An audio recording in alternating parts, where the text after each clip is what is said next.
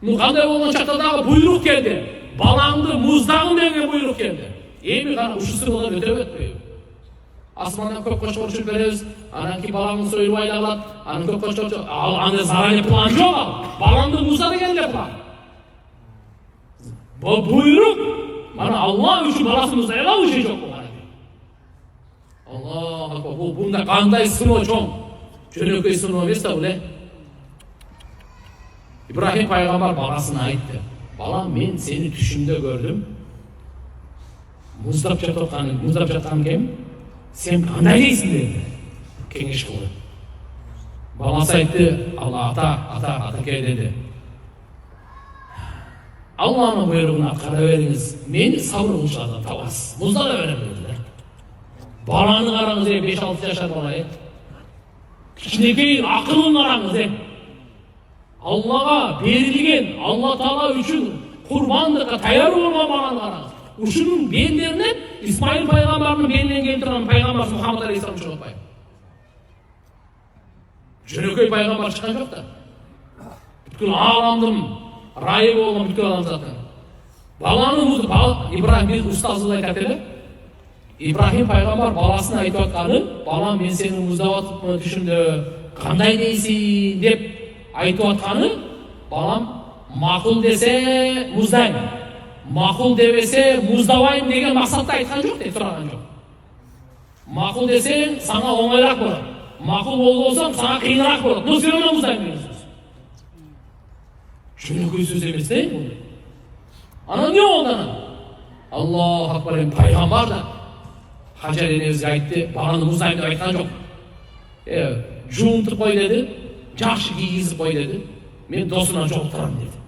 Кимге жолуктурам? Досума жолуктурам деди. Анан ки болду, ушунча эле сөз болгон. Ибрахим пайгамбар барса, баланы жуунуп койгон, сонун жуунтуп койгон, бала баягында эле ойноп жүрөт, машалла кийинтип койгон.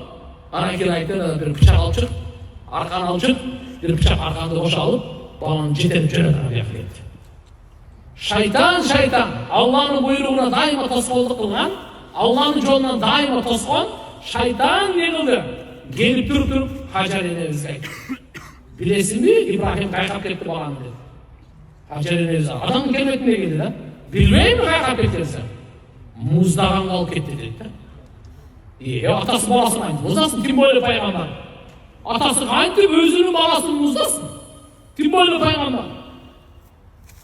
Десе жок, муздаганга алып кетти. Бычактап кетти.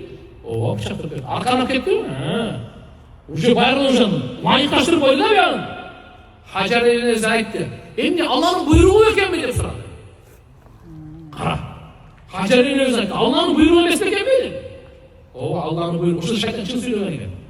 Алланын буйругу деп берди. Ошондан кийин Хажар энебиз, сени Алланын буйругунан тоскоолдук кылган бир гана шайтан болушу мүмкүн. Жол көзгө көрмөй деп кууп чыккан экен. Алланын буйругунан тоскоолдук, Алланын буйругу үчүн бир бала эмес, 1000 бала курбандыкка чыга таяр деген. Мынандай эне болгон, бул тамаша эне эмес ал. Биздин пайгамбар саллаллаху алейхи вассаламдын чоң атасынын апасы да. Мынандайдан ана пайгамбарыбыз келип атпайбы? Анан булар уже күч жетпей калгандан кийин Ибрахим пайгамбарды шайтан эми азгыра албайт экен. Ал Ибрахим өзүн отко таштаганга таяр болгондон кийин ал баланы жөнүнөн муздап коет. Буну мен любойду алдайм десе Алланын жолуна буну алдай албайм. Анан эмне кылат? Ана Кудай кааласа иншалла эртеге Кудай буйрса мына немеге барабыз, Арафат менен Муздалифага барабыз. Ошондо жамарат деп коет, шайтанга тапшырылган жерлер бар. Шайтанга тапшырылган жерлер бар. Ошол жерге келип калганда Исмаил пайгамбар жаш бала да. Узактан шайтан колун мойнуна коюп мынат эткен да. Сени муздайт депчи. Ошондон бала айтат, ата, ана жерде бир киши колу мойнуна кылып алып, мындай кылып атат, мындай кылып атат. Бала ошонун аты шайтан. Таш менен ур деген. Ана таш менен урат. Бир аздан жерге кирди, бир аздан кийин чыгып, кайра да ошону кайталайт. Ата дагы көрсөт деп ошондой деп. Балам дагы ур деген, дагы ур. 3 жолу ошол жерден урган да.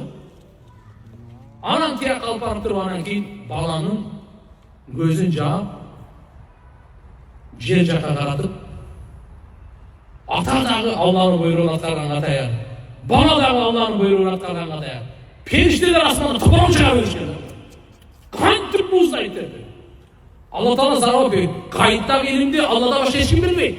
İbrahim peygamber dahi bilmeyik. İsmail peygamber dahi bilmeyik. Periştelerin dahi bilmeyik. Hiç kim bilmeyik Allah'dan başka. Kana o şu sırada rütüv etmeyin. Muzdayı muzdavayı.